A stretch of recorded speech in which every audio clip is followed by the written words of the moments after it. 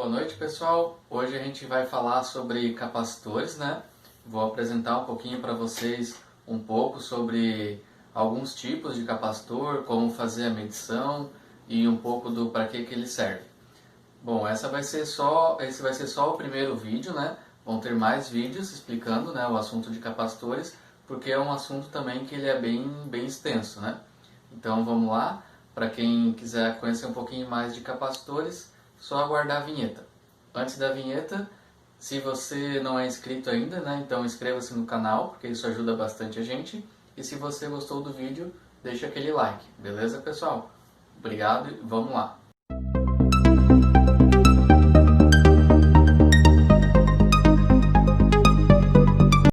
Então vamos lá, vamos ver um pouquinho aqui, né, sobre os capacitores. Bom, o que são capacitores, né? Eles também são componentes eletrônicos e aqui a gente vou mostrar aqui para vocês rapidinho e depois a gente vai explicar melhor, tá? Ó, isso aqui é um capacitor, isso aqui também é um capacitor, esse aqui também é um capacitor, certo? Nós temos vários tipos, né? Vários modelos, cada um deles tem as suas especificações, né? Então, aqui nessas placas, placa de Arduino no caso, né? Também tem capacitores. E os capacitores, eles são largamente utilizados nos circuitos eletrônicos. São essenciais, né? Os circuitos eletrônicos precisam de capacitores para ter o seu funcionamento. Então vamos ver um pouquinho sobre eles. Qual que é a simbologia do capacitor? Os capacitores não polarizados, né, aqueles que não têm o positivo, negativo, você pode colocar ele de qualquer maneira, eles são representados por esta simbologia aqui, certo? Beleza? Os capacitores polarizados, eles são representados por esta simbologia aqui. Esses polarizados, né, eles precisam ser colocados no circuito corretamente.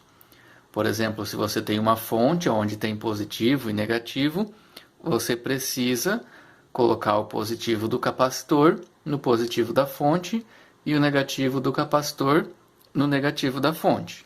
Beleza? Então a simbologia para esses capacitores é assim. O capacitor variável, ele possui essa simbologia aqui, que é igual a essa do não polarizado, né? Só que tem uma flechinha aqui no meio indicando que ele é um capacitor variável. Qual que é as grandezas, né? Quais são os valores que a gente deve observar no capacitor? As grandezas mais importantes, né, mais comuns de se analisar é a capacitância, e a capacitância ela é dada em Faraday, certo? Assim como o resistor, o valor de resistência é dado em ohms, né? O capacitor ele tem capacitância e a capacitância dele é dada em Faraday. Normalmente os capacitores são nos valores de microfarads, nanofarads ou picofarads, tá? Esses são os mais comuns, onde o microfaraday é 10 na menos 6, o nanofaraday é 10 na menos 9 e o picofaraday é 10 na menos 12, beleza? Outra característica, né, outra grandeza que é importante olhar também é a tensão, né? Quanto de tensão o capacitor suporta, né? Qual é a tensão de trabalho dele, que é dada em volt. E um outro valor que é importante olhar também é a temperatura, que é dada em graus Celsius. Então, quando você olha um capacitor, eu vou pegar aqui, por exemplo... Bom, vamos tentar olhar aqui as características desse capacitor aqui. Então, vamos lá. Vamos começar aqui pela capacitância dele. Vamos ver se eu consigo focar aqui. A capacitância ali, ó, 220 microfaraday, né? Acho que está dando para ver bem certinho. Qual que é a tensão dele? Ali, ó, 50 volts, né? Tá dando para ver bem certinho. Temperatura de operação, ali, ó, 105 graus Celsius. certo? Por que que é importante esses valores, né?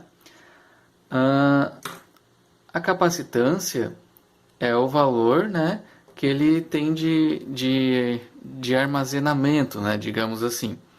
A tensão é tensão de trabalho. Por exemplo, se você colocar um capacitor, você foi lá no circuito, na placa que você quer reparar, encontrou um capacitor e esse capacitor é de 50 volts.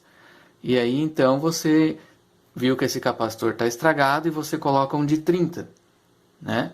A mesma capacitância, digamos assim, só que com um valor de tensão diferente. O que vai acontecer?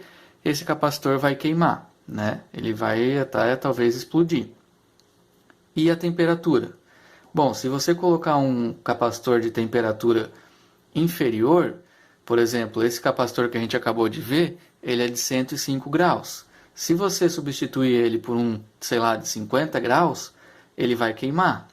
Porque provavelmente, se foi colocado um capacitor de 105 graus, é porque a temperatura aonde ele está é uma temperatura elevada, né?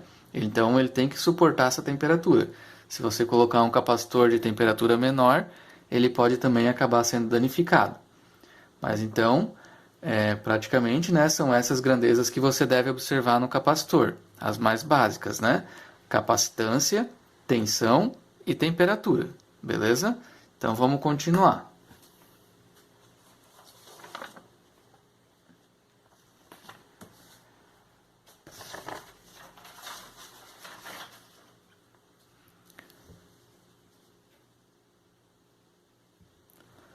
Bom, existem vários tipos de capacitores, certo? Eu vou mostrar para vocês alguns aqui.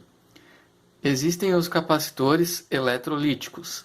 Os capacitores eletrolíticos, eles são polarizados. E a faixa de capacitância deles normalmente é de 0,47 picofarad até 220 mil microfarad. Os capacitores eletrolíticos têm também de vários materiais.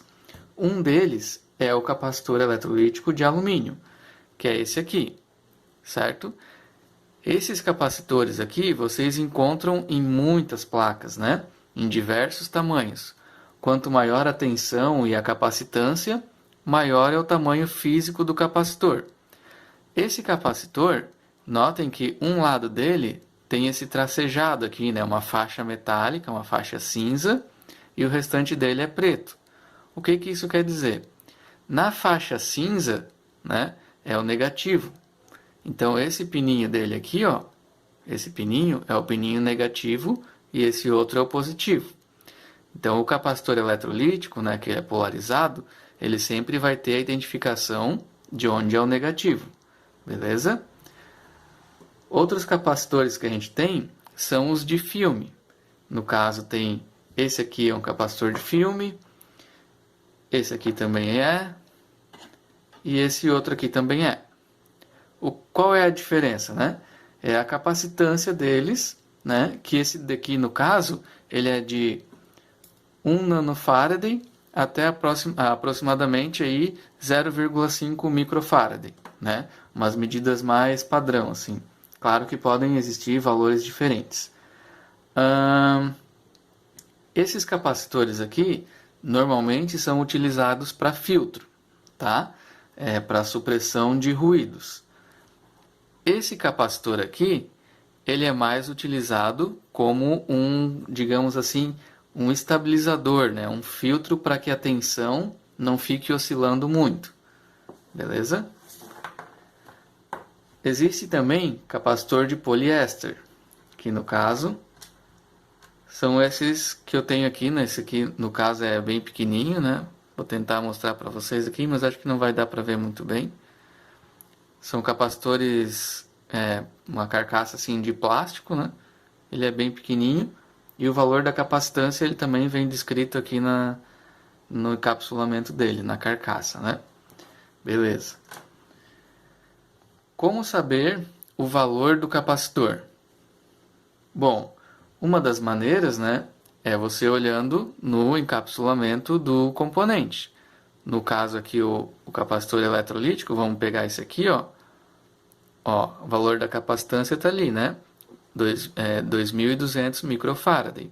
Você sabe que esse é o valor da capacitância, porque a capacitância é dada em farad. Beleza? Vamos pegar um outro capacitor aqui. Vamos pegar esse de filme. Vamos ver se eu consigo focar aqui certinho, ó. Esse aqui, ó, é 1 micro e 5, né? Então seria 1,5 microfarad e 250 volts. Notem que depois do 250 volts tem uma espécie de uma cobrinha ali, né? Um tiozinho. Então significa que esse aqui pode ser utilizado em tensão ou corrente alternada.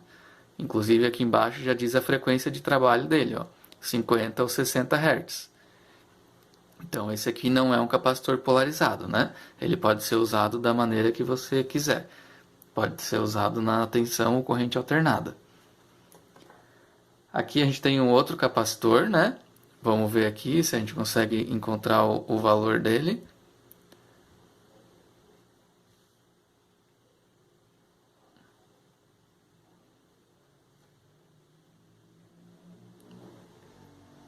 ...250 VAC, né, que a gente consegue ver ali, e micro 47, né, tem só um Mzinho e um 47. Então significa que esse aqui ele é 0,47 microfarad e 250 volts. Como é que a gente faz para medir um capacitor, né, utilizando o multímetro, que é um método também que é possível fazer a medição da capacitância. A gente vai pegar o nosso multímetro, eu vou tentar dar um zoom aqui, vamos ver se eu consigo,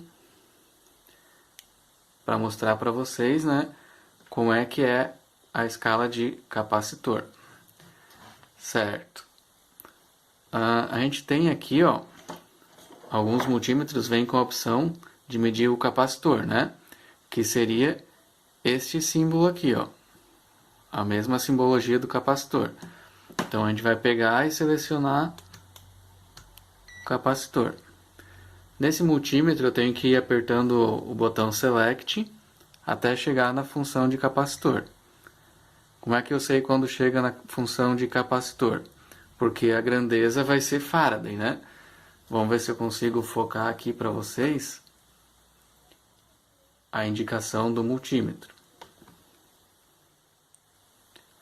Ó, não sei se vocês vão conseguir ver, mas a indicação ali no display está em nanofarad, certo? E agora a gente vai fazer a medição do capacitor. Como é que eu vou fazer isso? Eu vou pegar as ponteiras do multímetro e colocar no capacitor, né? Vamos voltar o zoom aqui. Beleza. Vamos começar por esse capacitor aqui, que ele é um... Vamos ver aqui se a gente consegue focar.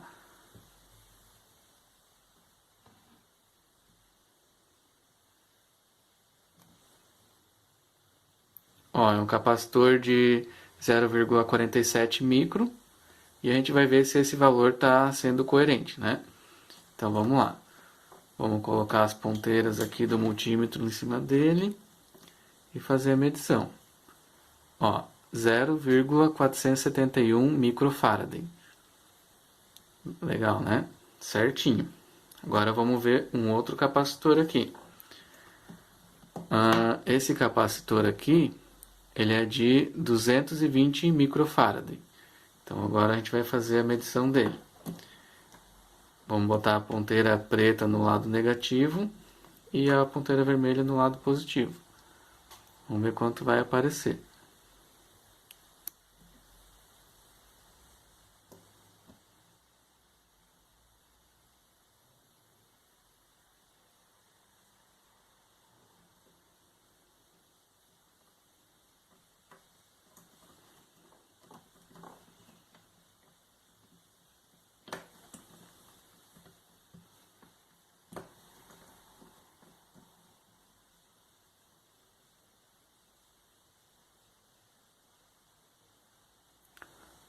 Ó, o valor que está aparecendo lá, 208 microfarad.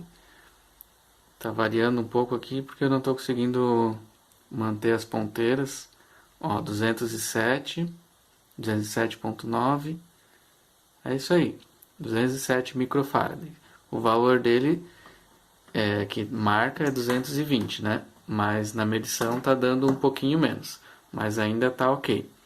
Beleza? Então, pessoal, para medir o capacitor com o multímetro, só conectar as ponteiras no capacitor e selecionar a escala de capacitância para daí então estar fazendo a medição.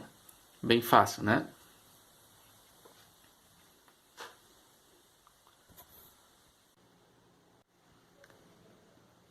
Bom, os capacitores, assim como os outros componentes, eles também têm as suas versões em SMD, né? E no caso aqui, ó, é uma placa de Arduino, né? E os capacitores SMD, ó, por exemplo, a gente tem esses aqui, ó, esses dois aqui, que são capacitores eletrolíticos, tá? Eu vou tentar dar um zoom aqui para ver se a gente consegue pegar eles melhor.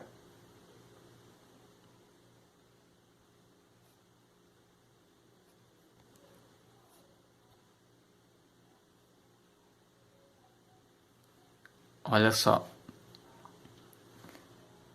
Tá vendo aqui, ó? Nós temos o capacitor, né? Dois capacitores eletrolíticos de 25 volts. Deixa eu virar aqui. E 47 microfarad, tá? Se você não souber o valor, né? Você pode olhar o datasheet na internet, né? Você pega o códigozinho dele aqui e pode pesquisar na internet.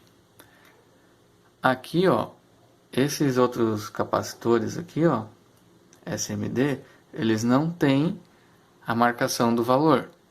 Então, assim, se você não tiver o esquema eletrônico da placa, muito dificilmente você vai saber qual é o valor desse capacitor, tá? Os capacitores SMD, que são menores mesmo, eles não vão ter nenhuma identificação na carcaça. Então, se você não tiver o esquemático, né, você dificilmente vai saber qual é o valor deles, tá bom?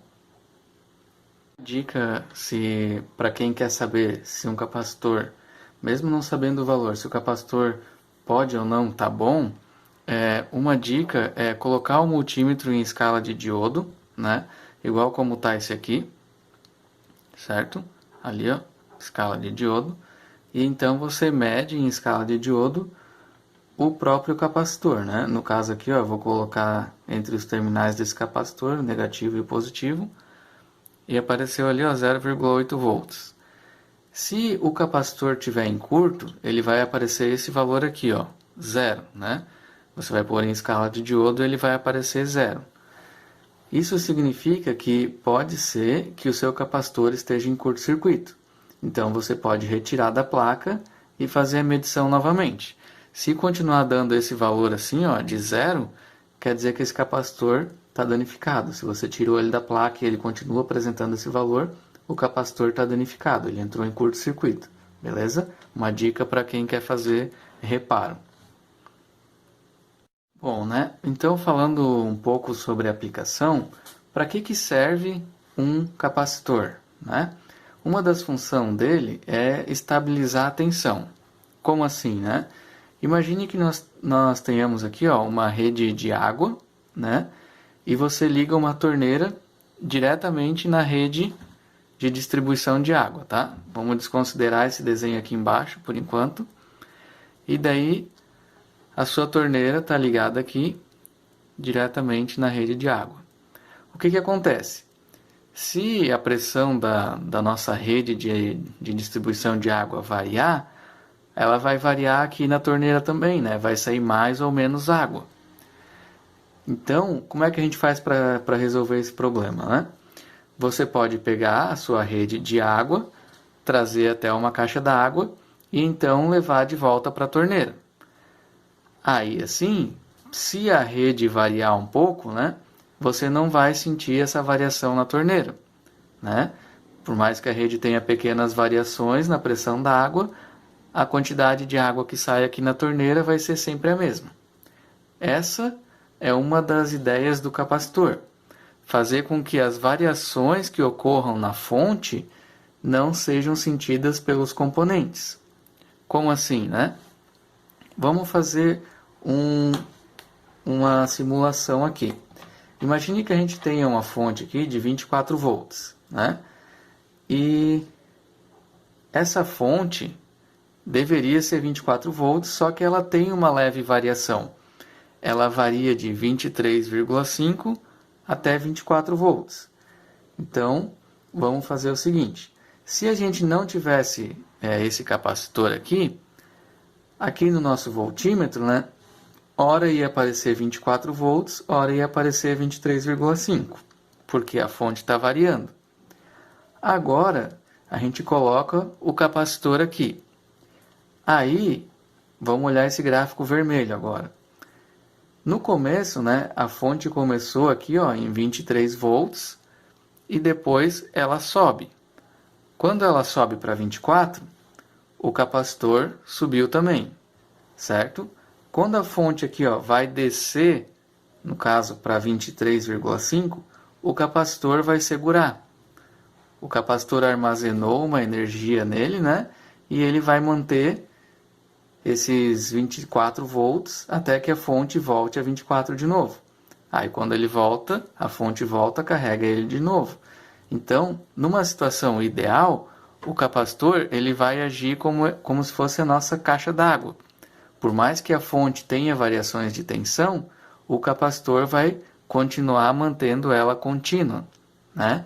Então, ao invés de você ter uma tensão que fica variando entre 23,5 e 24, você vai ter uma tensão só com 24 volts. De novo, tá, pessoal? Isso aqui é um exemplo, né, numa situação ideal. No mundo prático, né, ele tem algumas variações ainda, a gente vai estar vendo mais para frente, mas só para vocês entenderem uma das aplicações do capacitor, beleza? Bom, para o próximo vídeo, a gente vai ver a associação de capacitores, associação série e associação paralelo. Igual como a gente fez com resistores, né, que a gente viu associações, associação série, associação paralelo, a gente também vai ver com capacitores, beleza? Então até o próximo vídeo aí e fiquem todos bem. Valeu!